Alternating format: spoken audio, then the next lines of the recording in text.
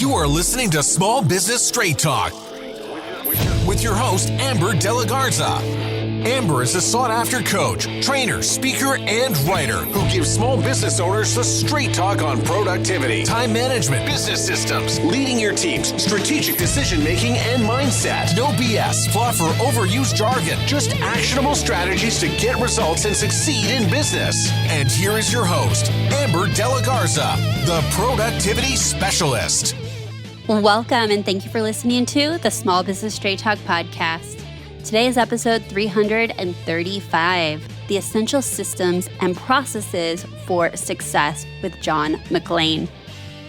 If you're a business owner who wants to learn effective business strategies, improve time management, and elevate productivity to maximize profits, reduce stress, and make time for what matters most, then you're in the right place, and I'm so glad you've joined me. All right. To say I'm excited about this guest is an understatement. He is so much fun. He is so knowledgeable, and I really can't wait for you to meet him. His name is John McClain. He and I met last November in the lobby of a conference that we were both speaking at. And the host, Luann Nigera, I had just got done having drinks with her prior to the conference starting. I flew in early, and we were walking across, and we were right by the lobby, and he had just gotten in on a really late flight. I have never met him before. And of course, in true, those of you that know Luann Nigera way, she's introducing us. And in 2 seconds, we find out we both live in Las Vegas. Now, since then, I think he's moved from Vegas, but at the time, he was living in Las Vegas. And he was an interior designer, and he had this huge business, and he and I just hit it off, like laughing, the whole thing. It was a really brief interaction. But he and I sat together and chit-chatted over the next 3 days at the conference, and we really got to know each other. And that's when I found out this was a man who loved systems. He runs his entire design business not in the state that he actually lives in. And for that to be true, we knew that he had to have solid systems to be able to train his team and set such high standards that were communicated well through his systems. I knew I had to have him on the podcast, and we have him here today talking specifically about his journey of going from no systems, which I cannot wait for you to hear that story of like, what did that look and feel like in his business? What was that path and journey of going from no systems and chaos, potentially losing a client, all the way to having such great systems that he can run a business and not live in the same state. In this journey, we are also going to be talking about the actual tech he uses, how he implements it, how he holds his team accountable to it. And this is actually part one. Now, this section here is not just for interior designers. For those of you that are not designers, this was meant to be an interview and conversation around systems for all small business owners. But if you are an interior designer, we have a part two that is airing on his podcast. And so I want to make sure that you go listen to our continued conversation over at The Designer Within. And we have an episode over there called Essential Productivity Hacks for Designers that you can do today from Amber Delegates. That's my interview on his podcast. So once you're done with that, head on over there. We'll make sure we link to that in the show notes so that you can go take a listen to The Designer Within. Let's meet John. I got to meet John, but let's have you meet John. John is a multifaceted leader in the interior design industry and proudly serves in his field as an interior designer, product designer, author, business coach, and podcast host. As the CEO and creative director of his internationally acclaimed, award-winning interior design firm, John McClain Design, his interior design and home furnishing creations have been featured by numerous shelter publications and television networks, including Elle Decor, Traditional Home, HGTV, CBS, and NBC. John is also a contributor to outlets such as Martha Stewart Living, Interior Design Magazine, The Wall Street Journal, and House is Beautiful. As a product designer, John has created distinctive home furnishings that have not only garnered awards, but also have made numerous television appearances in their own right. John's coffee table book, which I have in my own office, The Designer Within, a professional guide to a well-styled home, features homes designed in his signature, comfortable chic aesthetic alongside helpful design tips and processes. John launched an online education and business coaching program, Design Success Academy, where he instructs and coaches interior designers on best business practices. He continues these lessons on his growing podcast, The Designer Within. Before we jump in and get to meet this dynamic guest, I want to make sure that you've taken my Next Level Business Owner quiz. If you have not done so, hit pause, take 3 minutes, take the quiz to find out what's most holding you back from taking your business to the next level. And then you'll receive a curated playlist with specific podcast episodes. We have over 330 episodes. So I've curated those with specific episodes that address those challenges. Head on over to amberdelagarza.com/quiz. Again, that's amberdelagarza.com/quiz. And now let's meet our guest and get to the straight talk. Hey, John, welcome. Thank you so much for being here. Hey, Amber. Before we get started, I just want to hear a little bit, maybe something unexpected that we did not learn about you in your official bio. Well, I'm pretty much an open book, but I don't talk so much about my past in Georgia. And I am from a very, very small town in Georgia. My family built houses, and I just love being around that. And that's sort of my background, my history. But I love to cook. And so my grandmother taught me how to cook from a very young age. And my mother taught me how to cook and bake. So a passion of mine and a really therapeutic part of what I do, like when I want to have downtime, is baking. So I love to bake. So that's a fun thing that I do to sort of come down from all the stresses of life is baking. So that's my little therapeutic moment in life. Oh my gosh. So I've heard of people like you. No, I'm just joking. I cook out of essential. Like I am the only person that's cooked in my marriage. My husband's not a cooker. And at one point a few years ago, I said, obviously, like this isn't going away. Like I cook all the time. So how can I find more joy in it and get experiment with it and all that? Well, I also tried baking. That will not be my pastime. I am not skilled at that, but I have improved my cooking skills tremendously. And I now can say I enjoy something that I did not enjoy before. Yeah. Well, reheating can also count as cooking if you want. I'll count that as cooking. I'm talking like all the fresh ingredients, seasonings. I got my whole seasoning drawer now. Like I'm legit cooking. But the baking, I just cannot get it right. I love it, but truthfully, growing up in that small town, it did teach me, so much about just life and appreciation of those smaller things. And I joke about living in that small town, and I wanted to get out so much, but my family was truthfully, they taught me so much about the home building industry and about design, so much so that it led me to the career that I'm in now. And I love knowing that I can sort of put this icing on the cake, as I call it. So the house building is, sort of baking that cake. And then I call the icing the decorating part, and the interior design part that I get to do as an interior designer. So this full circle moment that I get to do now is fabulous. I love that. And I was just thinking, like, to know that your grandmother and your mom taught you cooking. I can't even imagine the countless memories and time in the kitchen and all of that has. So we met at a conference, and we were just reminiscing. So we met at Luangane Guerra's conference in November of 2023. And we were both speakers, and we just ran into each other right as you got off the airplane, walked in. It was like late at night, and you had just walked into the hotel. I was with Luann. And then we just kept connecting throughout the next 3 or 4 days a lot. And during that time, it came up about systems and processes. And then you said a sauna. And then you said like every single thing is documented in a sauna, and I have steps and my team uses it. And I remember just like, tell me more. No, tell me more. Like just geeking out. So that led me to obviously inviting you here to the podcast. But, as much as I hear, I want processes. I know I need processes and systems. Not many people actually get it done. And so I'm really excited to hear your story.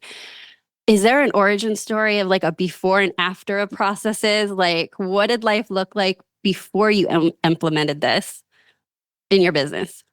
Yeah, I think most people probably have that disaster before and then that hopefully organize after when they have Yeah. their processes. And I'm definitely the disaster before. I had the perfect come to Jesus awful situation prior where I literally had a situation with a client that was awful. I had no systems, I had no processes, I had no organization. I didn't even have an agreement with my client. So it was a handshake and a Wow. smile, and it Yeah. was to the point of where this client had taken advantage of me and I wasn't even aware of it. And I was just sort of, flying off the cuff and okay, we'll do this day and this that day and this will happen here. And then suddenly it blew up in my face and I'm sort of, boiling it down to a very simple story. But what happened was I got a phone call saying, I'm going to sue you for everything that you have. And little did this client know I didn't really have a lot at that time because I was a brand new baby designer. But it ended up me. I had to hire an attorney, and I had to, really figure out what to do about this Yeah. situation, which was very, very scary. And the situation ended with the client ended up getting as much as possible that I had of the items that was in the system that I was ordering for this client. They still wanted those items. I had to deliver those items with an armed security guard. Yes, you're hearing that correctly. An armed security Oh, guard pulled up to the house with me and the attorney, and we delivered those items. I got in my car and I pulled over to the side of the road and I started crying like a baby because it was the most free and also the scariest moment of my life, right? And then I had about a 2-hour drive home, Amber, and then on that 2-hour drive home, once the tears dried up, I said, John, you will never let this happen to you again. And I started naming off all the things that I did wrong. And one of those things was I had no systems in place and I had no rules in place. And I said, number one, you need to figure out what happens from the point a client contacts you until the point that you do drive away, hopefully not crying, hopefully with yeah. smiles on your face. You need to figure out all of that minutia that goes on in the middle. What does that look like? And how can you replicate that going forward? And that's what I started to do in my head. I started speaking into my phone. I was making notes on my phone on that 2-hour drive. And that started the process formulation for me at that point. And I did not look back. And it became just this mission driven goal for me at that point to get my processes in line. And I was a solopreneur at that Yeah. point. It was not like I had a team at all. So it was just me, but I wanted to do it for myself.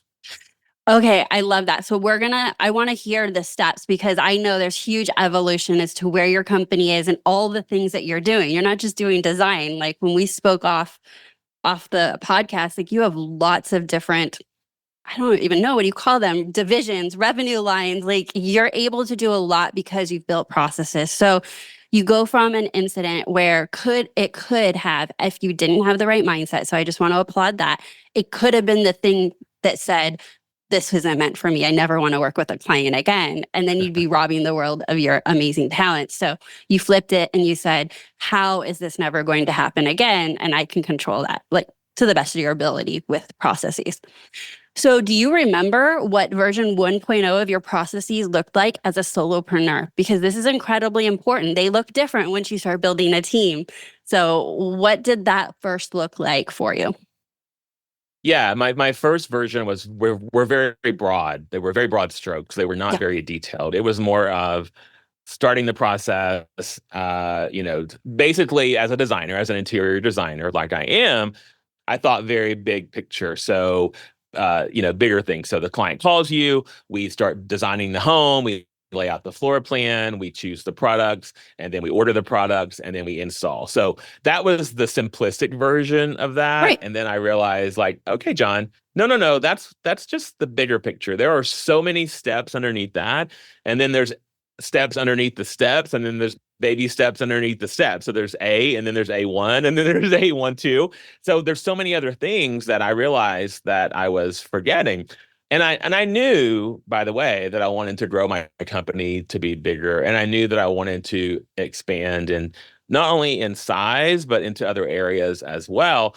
And I used that as a starting point to be able to say, okay, figure this out now, get it to the point of you get it right, and then you figure out, what those steps are. And then when you bring other people on, you can continuously hone those steps and then add more steps down the road, but try to have that really good, basis down before you bring other people in. And the way I like to think of it is kind of like a franchise. I thought about, like, okay, if you try to franchise your company down the road, and someone wants to know how to do this, then you need to be able to supply them with that information to be able to pick up that document or to pick up those steps, and they know nothing about how to do that. How would you tell them in this written format to be able to do that? And that's sort of the mind frame that I went into to do that. But it was very, very generalized in the beginning. It was not the level of detail that it was now. And I say it was embarrassing in the beginning, but it really wasn't. I was just proud of myself for doing something, and I think it all starts with something. That's just it. We all have to start somewhere with our steps and our processes. I agree. And even with seasoned business owners now, I actually recommend the same thing. So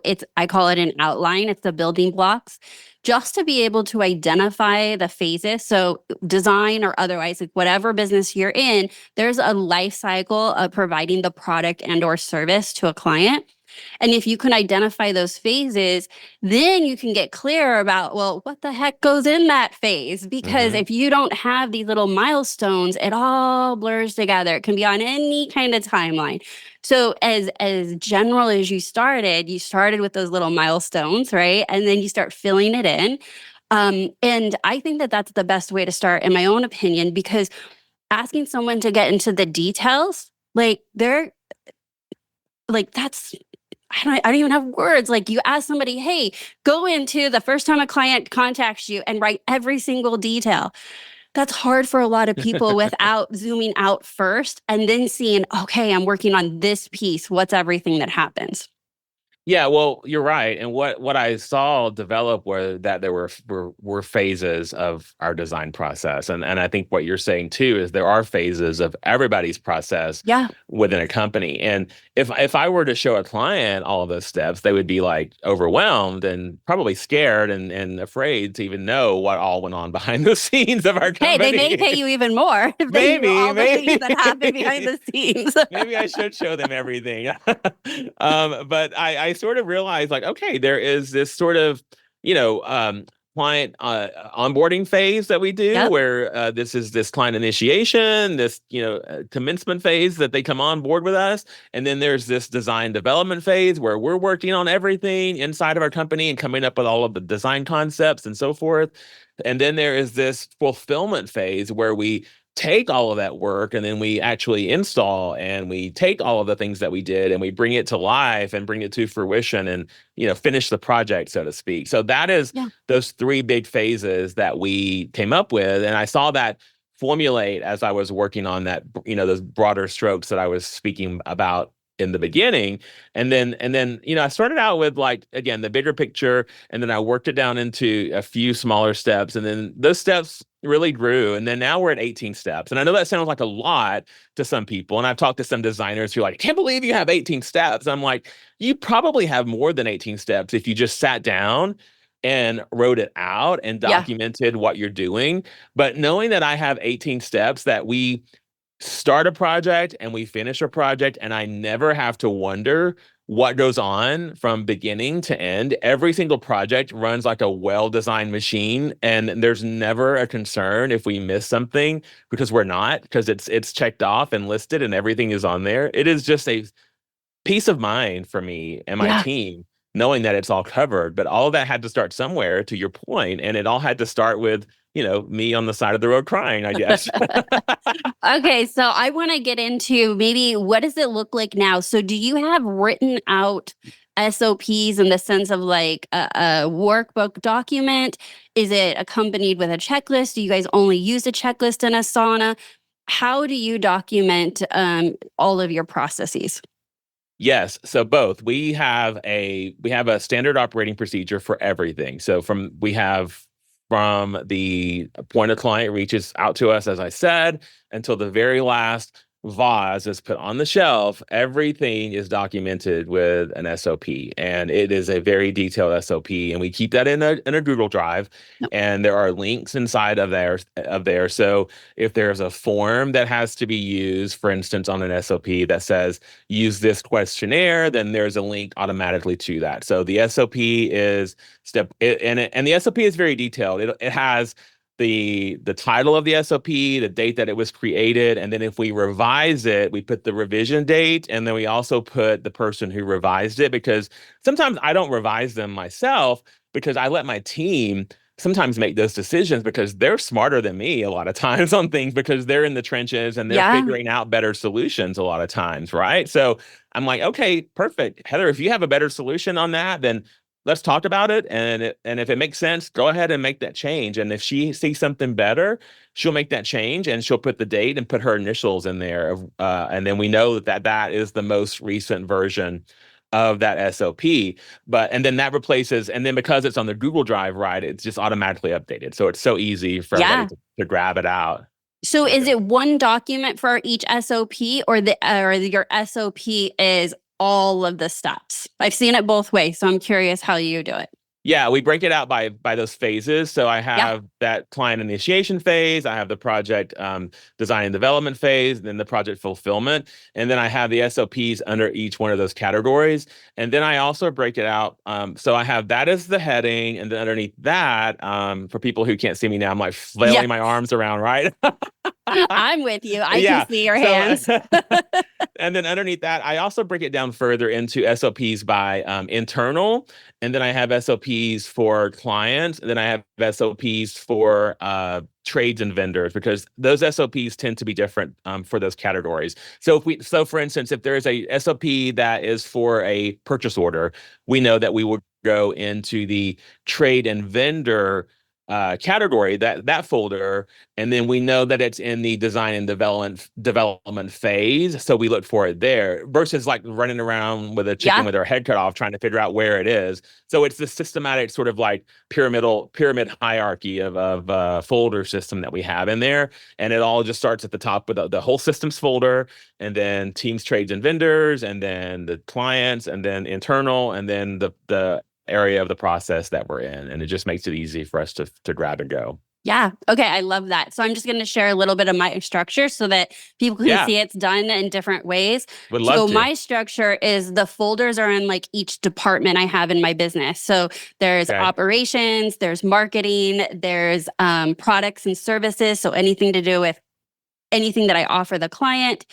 And so we have, and then leadership. So we have like our main divisions of the company. And then we have an individual SOP for each task or thing that happens in the business on a recurring basis or situation. So then we attach that SOP in the Google Doc to the task inside what we use is ClickUp. And the reason we do that is that when they're using the checklist in ClickUp, or they're doing the task, anyone on the team, they can reference the SOP really quickly without having to search the drive.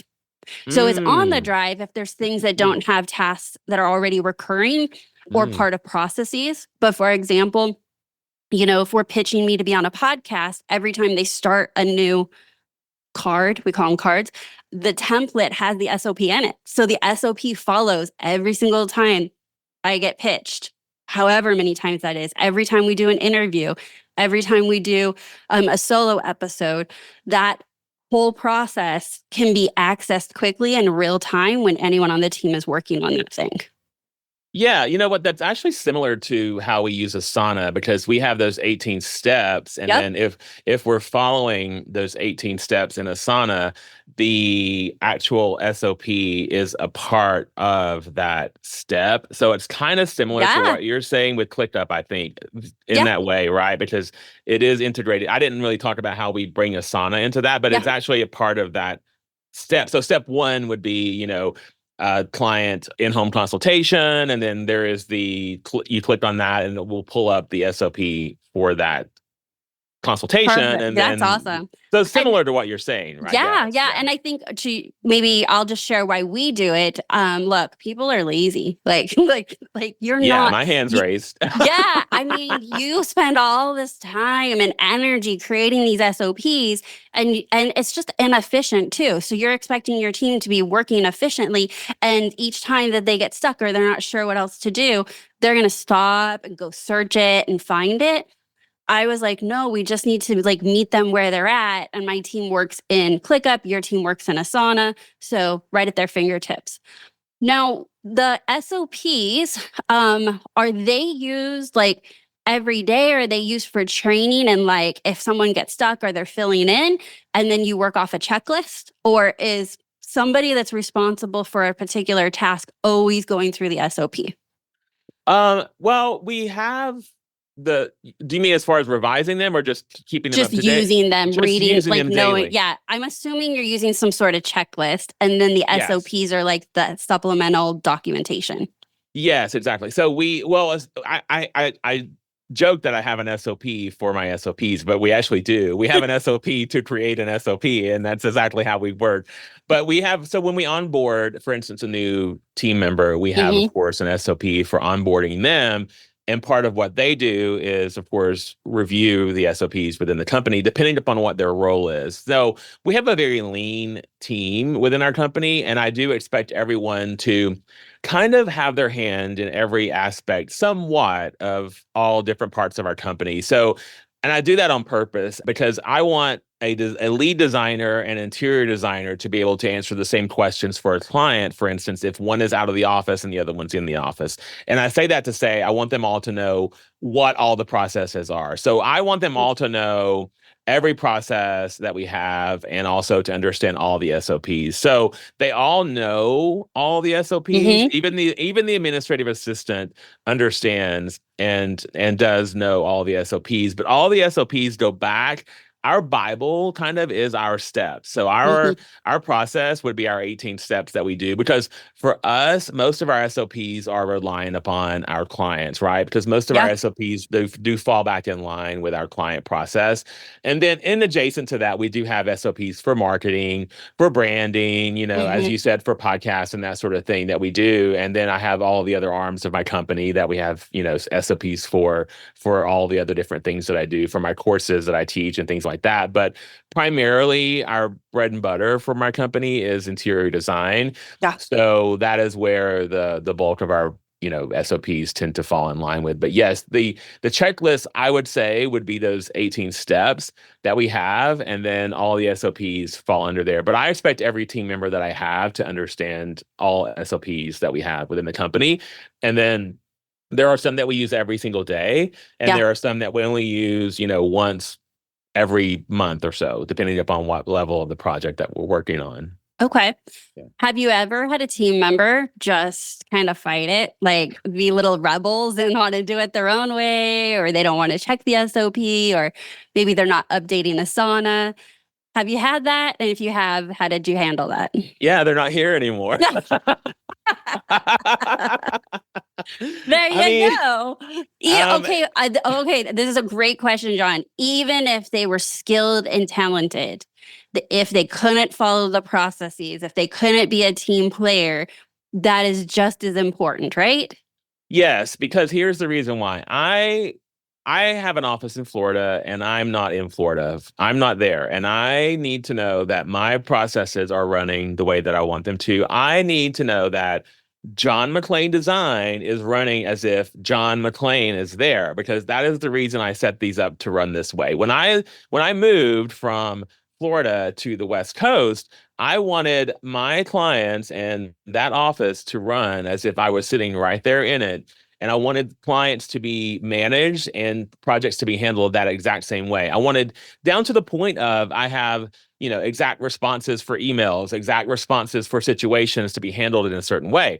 So yes, if a team member does not agree to handle a situation in a certain way, follow an SOP, follow a guideline, follow a process, then they are not going to be a team member that will stay on with me, because I set my company up again, sort of as this franchise model. I'm not going to franchise it, but I did set it up as that because I wanted it to be a standardized procedure. I mean, there's a Yeah. reason why these restaurants, like you go into a Burger King and you get the same people. These people are the hamburger tastes the same at this Burger King as at that Burger King, right? Yeah. And these are not, the same people are being taught the same way of making it, right? So I want to teach my team members to do the same thing no matter what office we're in. And that comes down to the way that I have my processes run. And that and to the whole reason that you exist and what you do so well is productivity. And if we're not productive with what we do, and then we're not going to have profit.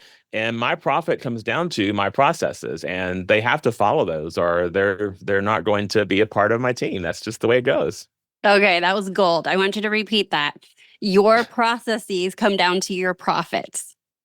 So good. You just said that. So Yes. tell us a little bit more, because that's a belief that is exactly what you're living in your business. Is you believe that a good, solid process, productivity, efficiency has a direct line to profitability. Can you just share a little bit about that? Well, when I first started out, when I had no processes and I had no productivity, I had nothing. I didn't even know what I was missing until I had it. So when I started bringing processes in place and I realized how much productivity I was losing by not having processes, Mhm. it was eye-opening. And Yeah. you bring one process in and then you bring another and you bring another and you realize like, oh my God, like this is actually productive. I can now strategically work less and be more productive with my company. I can work 20 or 30 hours per week now and scale my businesses to work and have the same amount of income and to be as productive or more than they did when I was working 80 hours per week. And I'm not even joking. And that Yeah. is because I have instigated processes in my company that make it so much more productive than it was when I was working nonstop as a Yeah. solopreneur. And that productivity cannot be replicated without the processes that I have honed over the years. Yeah. So I want to talk about, we joked about if the client could see all the steps, it would overwhelm them. But do you use that your business has such a solid process as a selling point to your design services? Does that even come up in a consultation or when you're pitching a new client? Yes, transparency and clarity is the backbone of my business, and I really do rely upon that as a selling point and as a trust point with clients from the get-go. So we have what we call a discovery call, and that is the very first point of contact we have, usually with a client, and they either set that up on our website. I mean, our process starts from that point. If a Hmm. client calls our office, we even say, please schedule a discovery call on our website with our automated system, and that is how you get into our system, and then that will trigger everything else to happen, right? So even Yeah. that is a process. Even Yeah, I that have gets the same everything going. process. Yeah. And that is because we want all of the things to kick into gear. I call it Hmm. it's like another employee, right? Yeah. It's an employee that I don't have to pay by having this technology in place. And so that kicks that into gear. But yes, I talk about processes from the get-go, and I let them know that we are organized, we are systematized, we have all of these things in place behind the scenes that we do to not only keep their project in line and to make sure that their investment is being utilized to the best of its ability, but it also holds us accountable to them that their project will be on time and that we are doing our job to finish that on time. And I said, and I tell them, I say, we will share the overall Hmm. picture with you, but there are so many other things. There are so many gears turning that you don't even know about that is happening behind the scenes because we have internal systems in place that keep us accountable to you. And I keep it sort of lighthearted and kind of higher level on that initial call. Yeah. But as we get to know each other a little bit better, and then we do that in-person consultation, I do share with them the 18 steps after that point, actually. And I do tell them about the 18 steps, believe it or not. And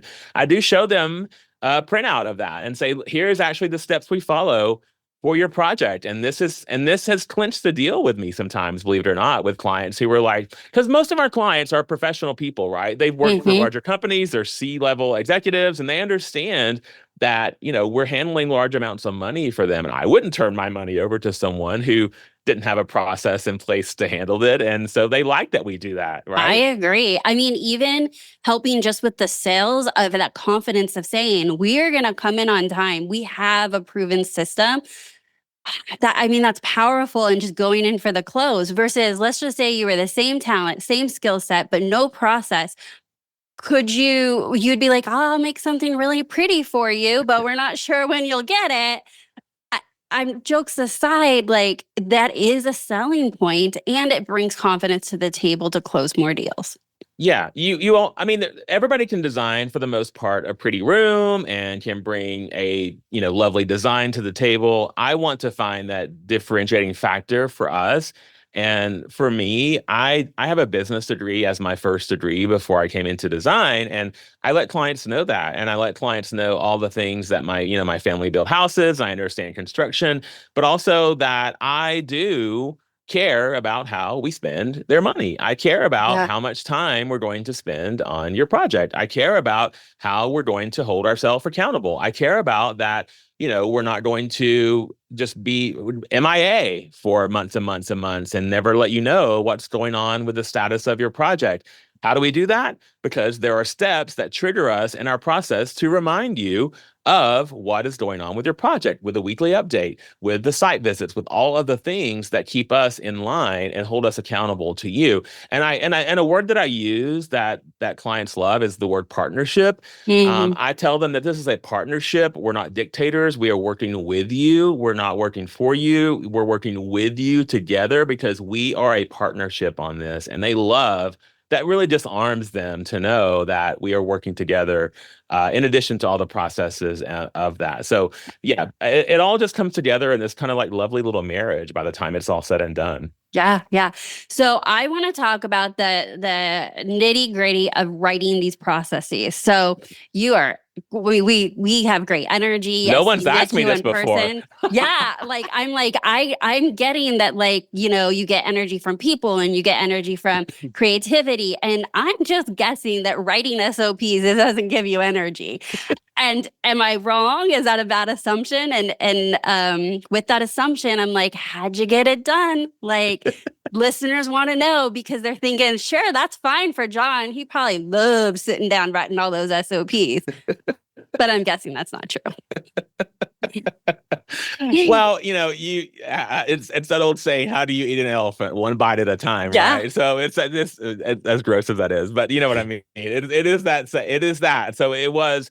I did not sit down and decide to do 100 SOPs in one sitting. You Yeah. cannot do that. It is not the way it works. So I have a 3-step process. It's very simple. It's evaluate, implement, and adjust. So I evaluated what I needed as far as SOPs that I wanted to have within my company. And I looked at everything, and I tell students in my own program, this is how I like to do it, is just keep a notepad or a Google Doc open and you just evaluate. So as you're going through the day, you're looking at what you're doing and do this over like 3 to 4 months or maybe even longer as you're going through the Yeah. normal routines of your business. Like, oh, okay, yes, I need a process on this. Okay, I need an SOP, write it down. And then keep a note of that. And don't beat yourself up. Keep it just light and easy because this is the fun part. This is the easy part, right? This is the this is the easiest part of it all. So Yeah. don't kill yourself about it. So just write down what you think you need an SOP about. And that is the start of that. And then then you have to take that and you decide on what you want to start writing the steps down. That is the part where it does become a little, cumbersome and laborsome, is because you do have to think about those steps. The thing that I remind people is you already know the steps. You've Mhm. done them a million times. You know You're what they doing are. them right You're now. doing Yeah. them. Yeah. Yeah, you're doing them every week or every day or every month. You just don't write them down. So just take the time to write them down. And once you do write them down, you're pretty much done with the majority of that. So the step that I do after that though is implement. So if you don't implement those steps, then you never know if they're working or not, right? So I Yeah. always want to put them in place, try them out. If it's a trade related step with one of my tradespeople, I implement it. try it out. If it's with a vendor, I make sure the PO's correct, or if I need to revise that PO or put something else on there, or was there a part of the step that we're missing, blah, blah, blah.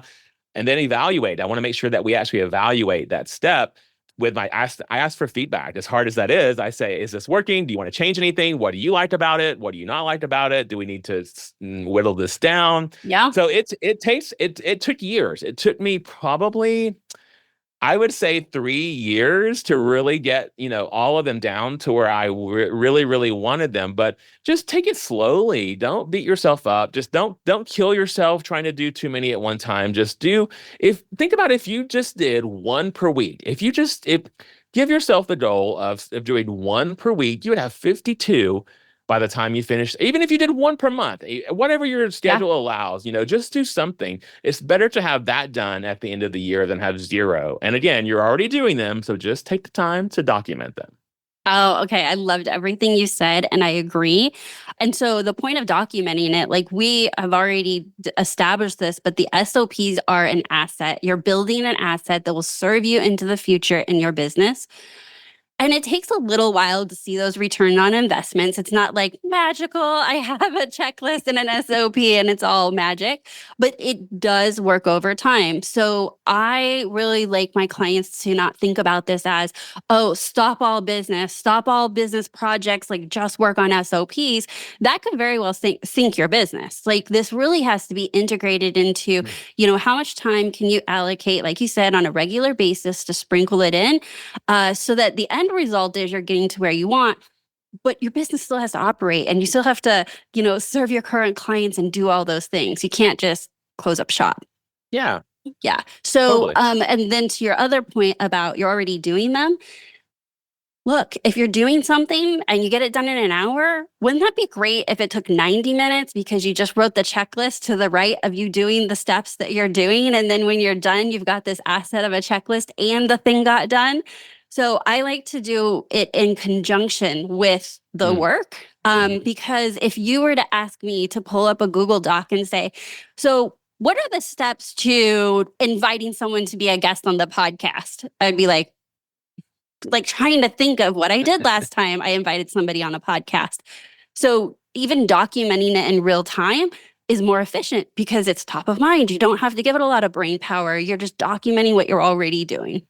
Yeah. And another little hack that I've used before is if, people who really, truly say that they don't have time, which whatever, that's a cop out in my opinion, but you could record. I have recorded myself on a video, like actually recording the words as I'm doing it. So an actual Zoom call, record yourself, or Loom or whatever. You can record a video of yourself saying, step 1, do this, step 2, do that. So that is a way to sort of document in a video version of yourself as a quote unquote SOP, and you just have this video catalog. And I'm not probably going against what you teach and everything like that. I'm sure.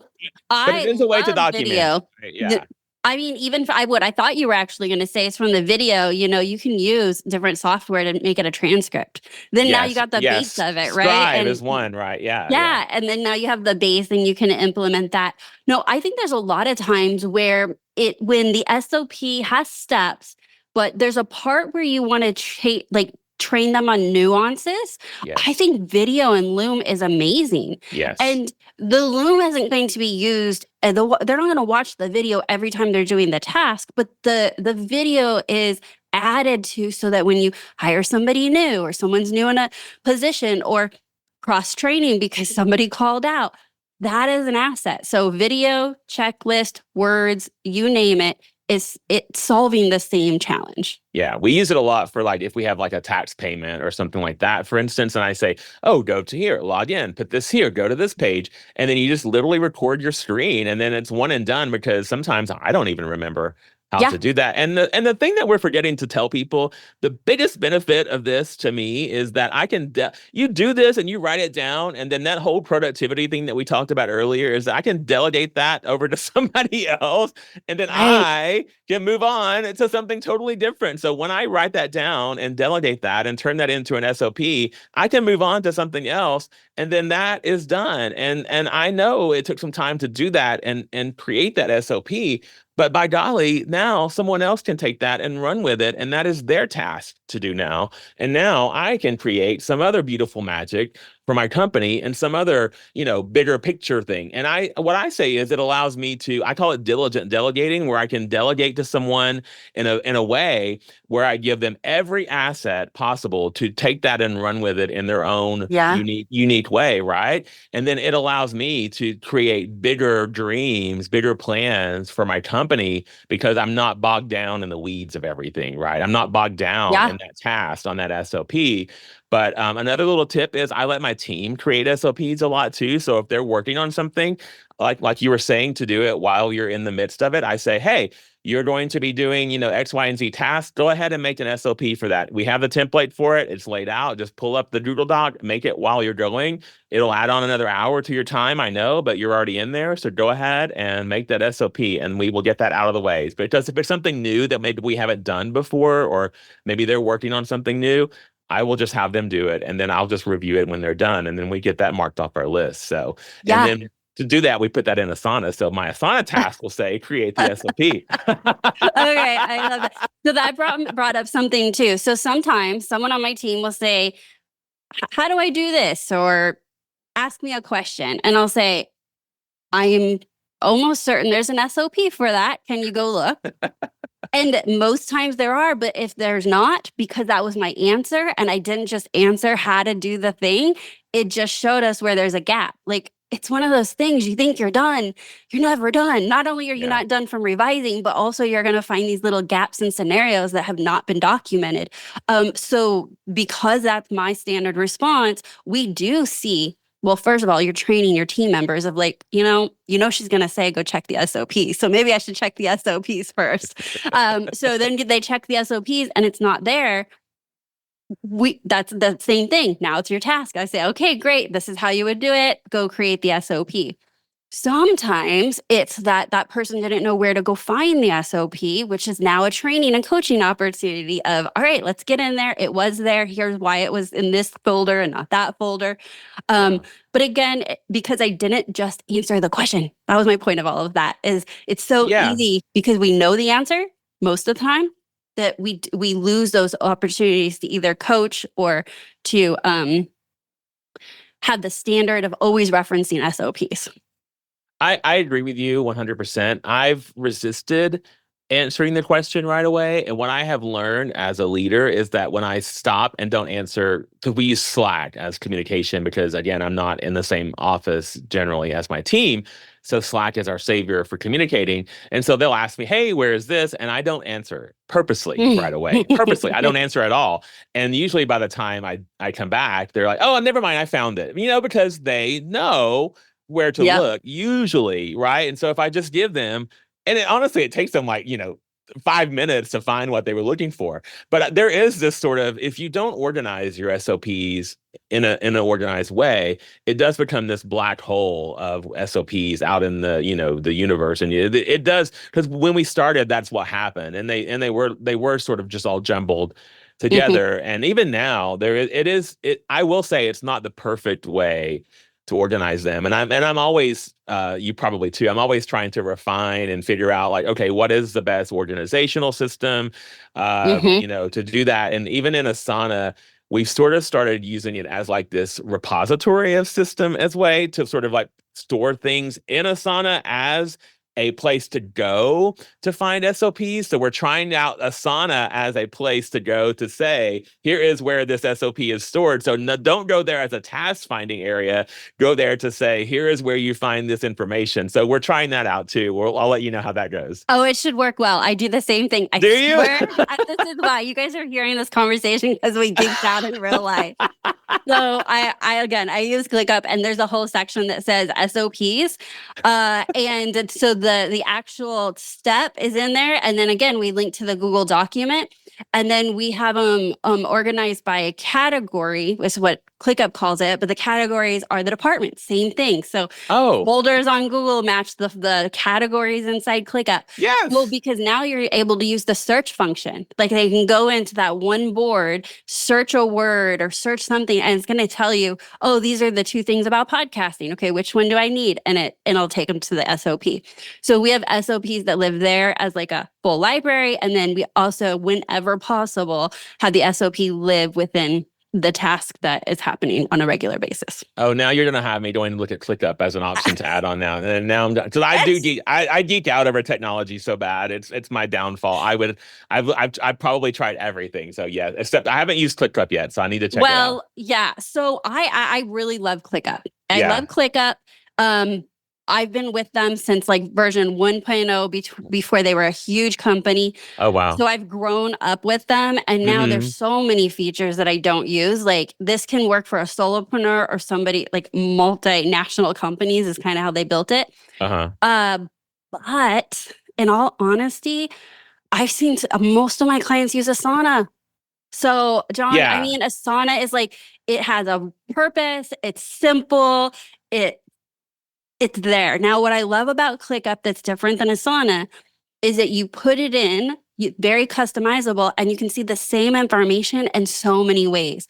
You can see it in card form. You can see it like in an Excel sheet. You can see it in a calendar view, just with the tap of a button, right? And so what I like about that is I like to see my stuff a certain way, but then another team member will set up their view a different way because that's how their brain works. Yeah. So those are some of the reasons why I like it. It's highly customizable, but you have to be really excited about tech and get in there and like make it work for you. Asana has that too, by the way. Asana has, you can change the views now. Yeah, they have that too. You can change the different. Good. Well, yeah. This one's highly customizable, so it's not out of the box solution. So anyone that's listening, check out both. Yeah. And I'll say this: we have tried Monday.com, we have tried Trello, we have tried, of course, Asana.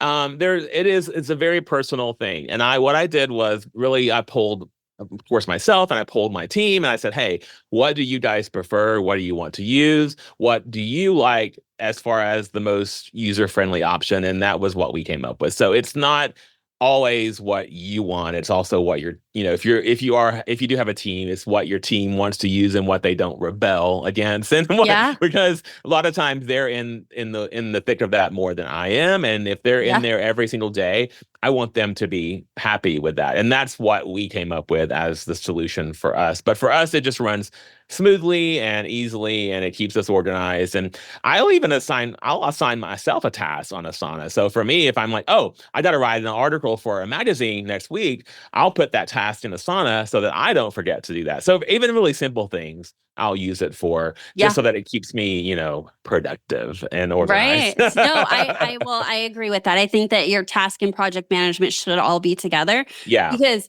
you're getting your tasks out of a project, and that's a bulk of it, but there's so much else. Even for any employee, they're not only project-based. There's so many other things they have to do. So I think it should live all in one place. Well, and Asana has I don't know if ClickUp has this, but Asana has a unicorn that flies across a screen when you complete a project. So, ClickUp doesn't have that. And it has like little fairy dust with it, right? Like yes, sparkles. It does. All right. Well, I was going to ask you why you loved Asana. Thanks for covering that, John.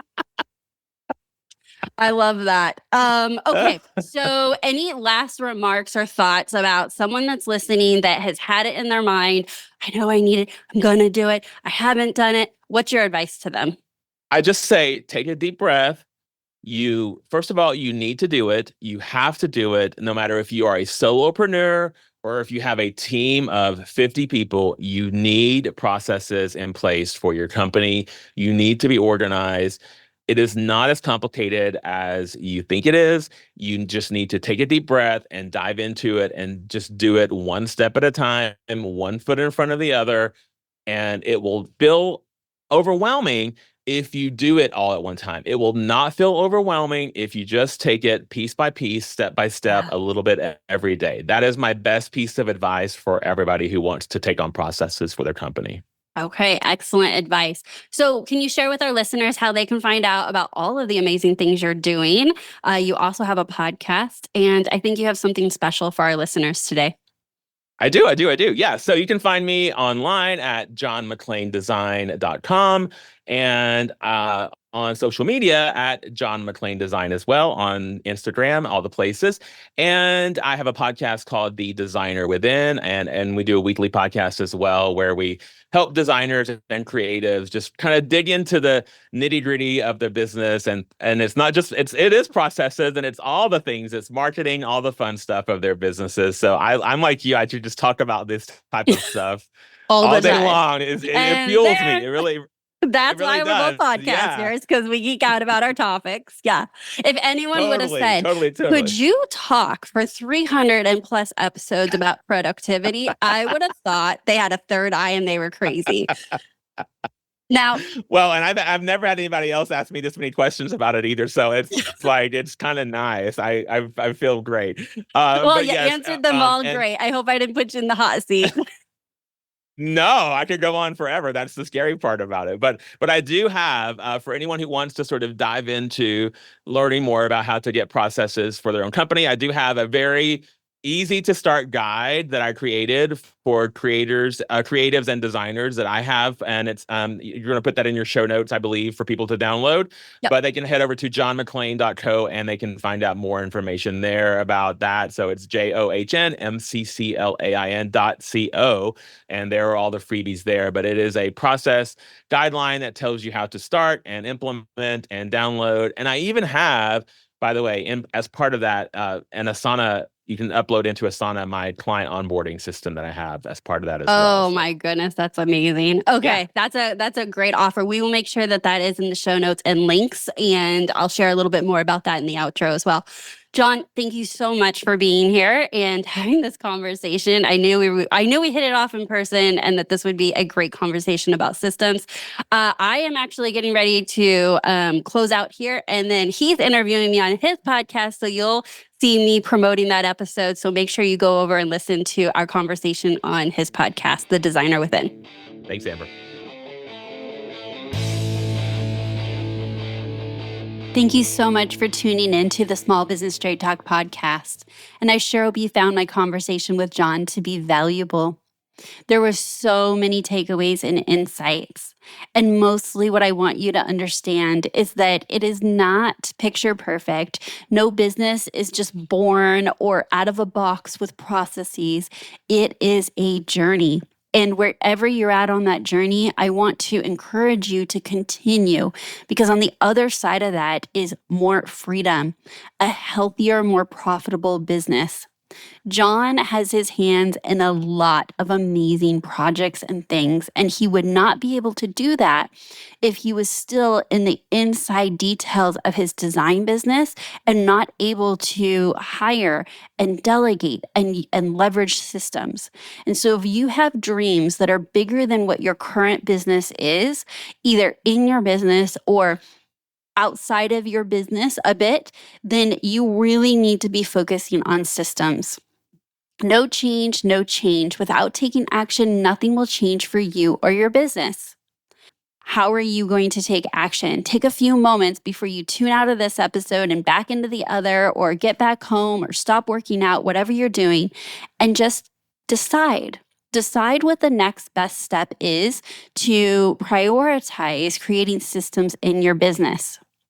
If you find that you are not creating systems because you don't feel like you have enough time, whether you poorly manage your time or you're not sure how to best structure your schedule or what tasks you should be doing in the business, or you need to know where to start with business systems and support and accountability with creating those business systems, then we should talk.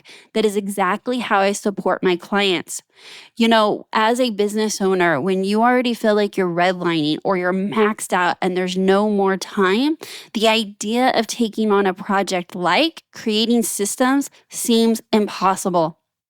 And that, my friend, is exactly what I work with my clients on, making that not feel impossible.